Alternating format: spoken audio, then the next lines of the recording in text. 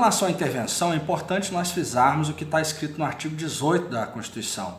Fala que a organização administrativa do Brasil compreende a União, os estados, o Distrito Federal e os municípios. E a própria Constituição determina que todos esses entes federativos são autônomos. Então nós podemos afirmar que a intervenção é uma forma mesmo de reduzir, ainda que temporariamente, essa autonomia do ente federativo. As hipóteses de intervenção são taxativas, elas não podem ser ampliadas porque já estão previamente expressas. E é importante ressaltar também que é uma medida excepcional, de caráter temporário, que acaba afastando a autonomia ou pelo menos limitando a autonomia desse ente federativo.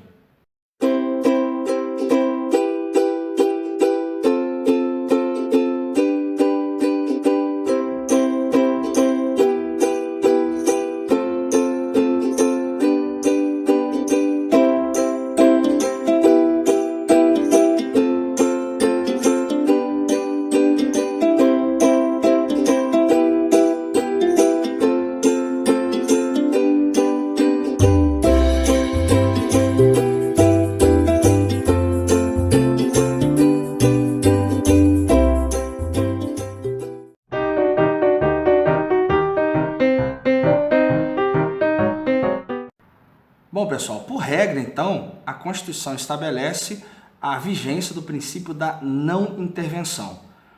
Pelo artigo 34 e 35 da Constituição, a própria redação nos deixa claro: a União e os Estados não realizarão nenhuma espécie de intervenção, salvo nas hipóteses previstas pela Constituição.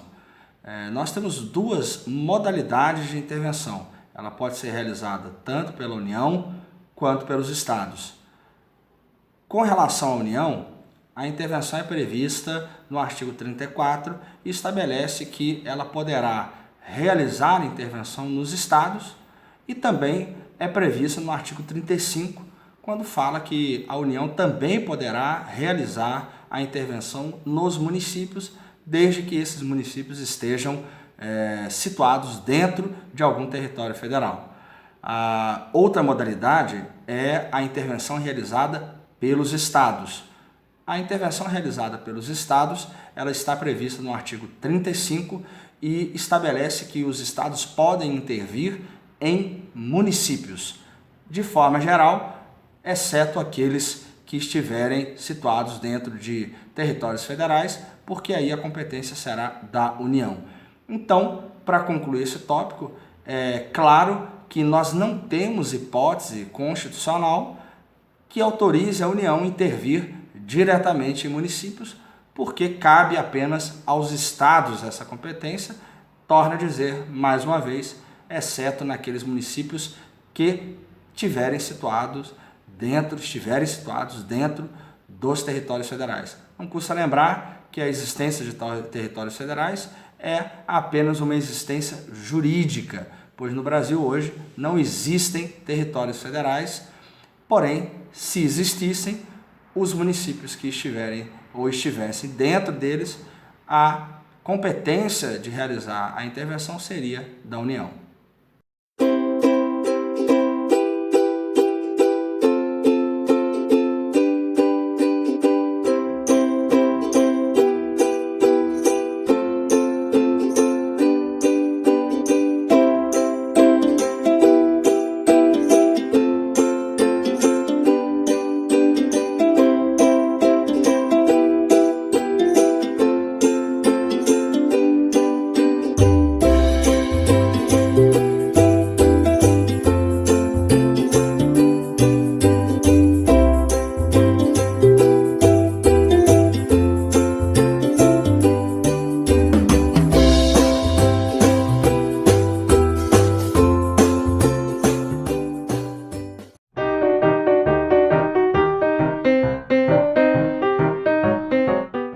As hipóteses de intervenção federal, elas estão expressamente previstas na Constituição no artigo 34.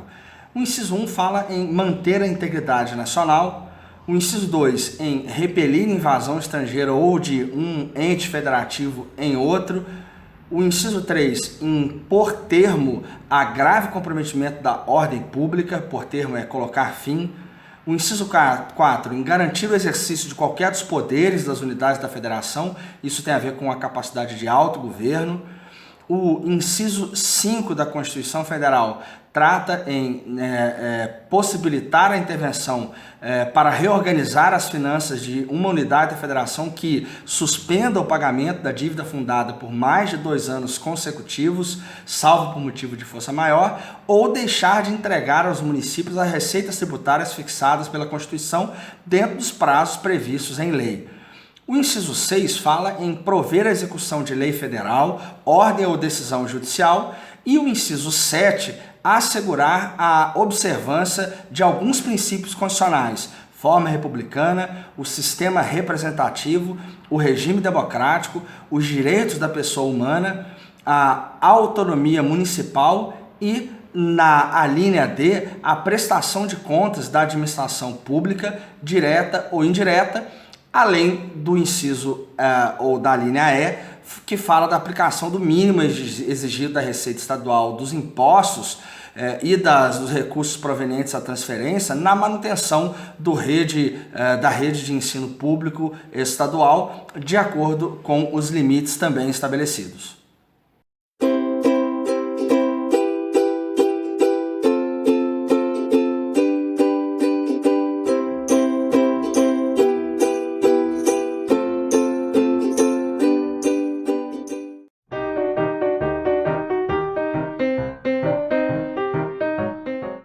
Bom, nesse tópico é importante ressaltar que nós temos 4 espécies de intervenção na Constituição Federal.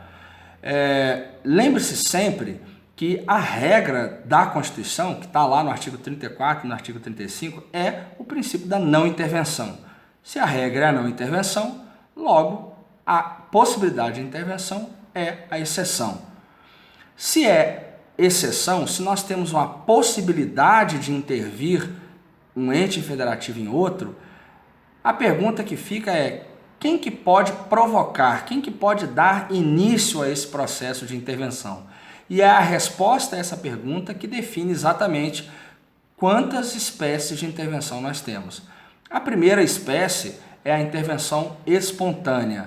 A segunda espécie é a intervenção provocada por solicitação. A terceira espécie é aquela provocada por requisição. E a terceira espécie é a provocada, que depende de provimento de manifestação do Supremo Tribunal Federal. A primeira espécie de intervenção, conforme já dito, é a intervenção espontânea, é aquela que o próprio presidente da República pode decretar, desde que, dentro do princípio da discricionariedade, ele entenda ser conveniente e oportuno nas hipóteses autorizadas pela Constituição. Quais são essas hipóteses? São aquelas hipóteses estabelecidas pelo artigo 34, incisos 1, 2, 3 e 5. A segunda espécie de intervenção é a intervenção provocada por solicitação. Nessa espécie de intervenção, o que a Constituição busca garantir é o livre exercício dos poderes executivo e legislativo de cada ente federativo, de cada estado da federação. Essa espécie está prevista no artigo 34, inciso 4 da Constituição, que deve ser interpretado, que deve ser lido em conjunto com o artigo 36, inciso 1, primeira parte. Nessa ótica, o que os estados buscam é a garantia de que tanto o Poder Legislativo quanto o Poder Executivo continuarão tendo o livre exercício. E é por solicitação, porque parte do princípio da discricionariedade do Presidente da República acatar os pedidos dos estados ou não. A terceira espécie é a intervenção provocada por requisição. Nessa espécie, o principal objetivo é garantir o livre exercício do Poder Judiciário. E nós temos 2 hipóteses previstas na Constituição. Em ambas, a intervenção dependerá de que o Poder Judiciário faça a requisição. A primeira hipótese, ela consta no artigo 34, inciso 4, e no artigo 36, inciso 1, segunda parte, e se refere ao livre exercício do Judiciário de forma genérica. A segunda hipótese, ela consta no artigo 34, inciso 6, segunda parte, combinado com o 36, inciso 2, que prevê que no caso de desobediência à ordem ou decisão judicial, a intervenção dependerá de requisição do Supremo Tribunal Federal, do Superior Tribunal de Justiça ou do Tribunal Superior Eleitoral. E a quarta espécie é a intervenção provocada, que depende de provimento de representação. Aqui nós também temos duas hipóteses específicas e previstas na Constituição. Em ambas, a intervenção dependerá do provimento de representação. O que é isso? O que a Constituição chama de provimento de representação?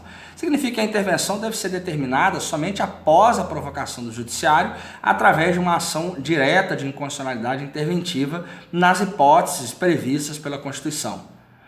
A primeira hipótese, ela está no artigo 34, inciso 2, combinada com o artigo 36, inciso 3, primeira parte. E a segunda hipótese, ela está no artigo 34, inciso 6, primeira parte, combinada com o artigo 36, inciso 3, segunda parte.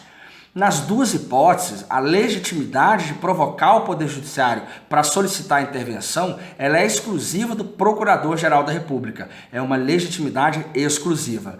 E para que fique claro entre uma modalidade, uma espécie e outra, por que uma eu falo intervenção provocada por solicitação e outra eu falo em provimento intervenção provocada por requisição? Porque na prática, a intervenção que é provocada por solicitação, aquela que trata do Poder Executivo e do Legislativo dos entes federativos, ela é uma solicitação que não vincula o chefe do Poder Executivo. Então, parte do princípio da discricionalidade. Ele pode ou não, desde que comprovadas a conveniência e a oportunidade. Já na intervenção provocada por requisição, e mesmo naquela que é provocada e depende de provimento judicial, eu tenho uma espécie de vinculação do Poder Executivo, mas na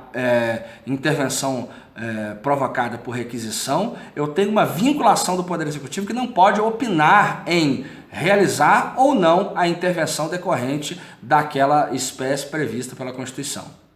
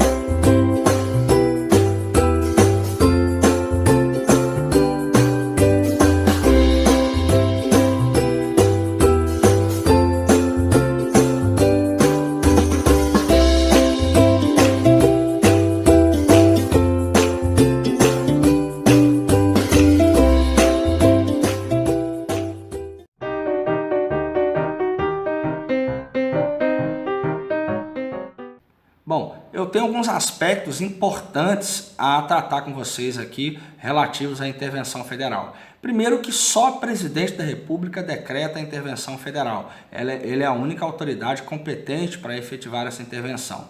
E ele realiza essa intervenção através de um decreto, um ato administrativo, um ato que se denomina decreto. E nesse decreto vai constar a amplitude, o prazo e as condições que serão estabelecidas para a vigência da intervenção. É lógico que, além de todos esses requisitos, o presidente da República, quando for o caso, deverá também nomear quem é a pessoa responsável por operacionalizar a intervenção decretada por ele, ficando, nesse caso, as autoridades afastadas até que se encerre o prazo de vigência do decreto ou as condições estabelecidas. Antes do decreto ter a validade, antes dele ser publicado, antes dele iniciar a sua vigência, o presidente da República deve ouvir os conselhos da República e o Conselho de Defesa Nacional. Tanto o Conselho da República quanto o Conselho de Defesa Nacional não possuem poder de vincular o presidente da República, mas eles têm o poder de aconselhar, orientar o presidente da República na tomada de decisão.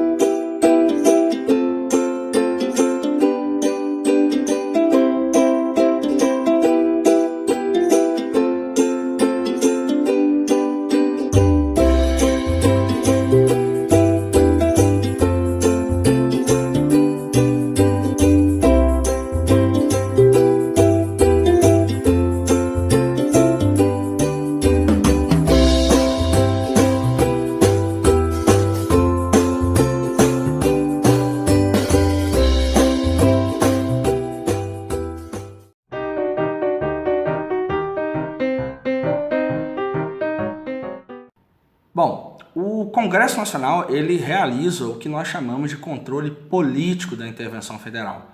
Como que funciona isso?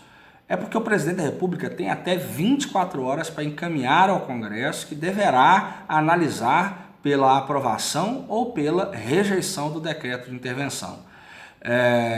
O Congresso Nacional ele tem que se manifestar pela intervenção, mesmo que o Congresso esteja em recesso parlamentar. E aí o Congresso deverá ser convocado para analisar especificamente aquele decreto de intervenção. Outra característica importante é que essa manifestação ela pode ser dispensada, ou seja, a obrigatoriedade do controle político ela pode ser dispensada na hipótese do artigo 36, parágrafo 3º da Constituição. E, evidentemente, se o decreto for rejeitado pelo Congresso Nacional, é lógico que vão cessar todas as consequências do decreto, incluindo eventual afastamento de autoridades que tenha sido realizada pelo presidente da República através da decretação da intervenção em determinado ente federativo. O que deve ser levado em conta é que aprovou o decreto, fica vigente todas as determinações de amplitude, prazo e condições, bem como o interventor e eventual afastamento de autoridades. Não foi aprovado, se o decreto foi rejeitado, volta-se ao status quo anterior, volta-se ao estado de latência do ente federativo e, com isso, nenhum outro efeito poderá ser dado continuidade, podendo, inclusive, o presidente da República sofrer processo por crime de responsabilidade caso ele não cesse os efeitos do decreto de intervenção.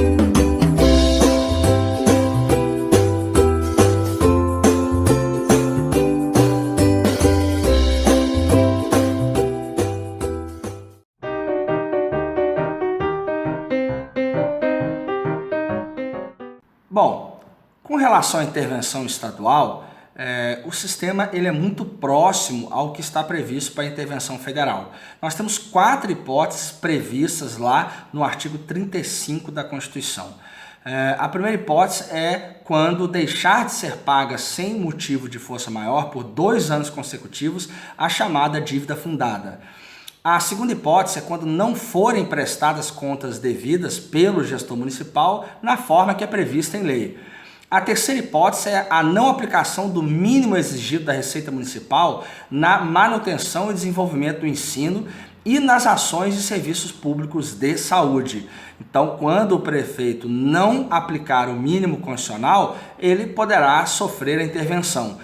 E a quarta hipótese é quando o Tribunal de Justiça der provimento à representação para assegurar a observância de princípios indicados na Constituição Estadual ou nas hipóteses de provimento da execução de lei, garantir a execução de lei, de ordem ou decisão judicial.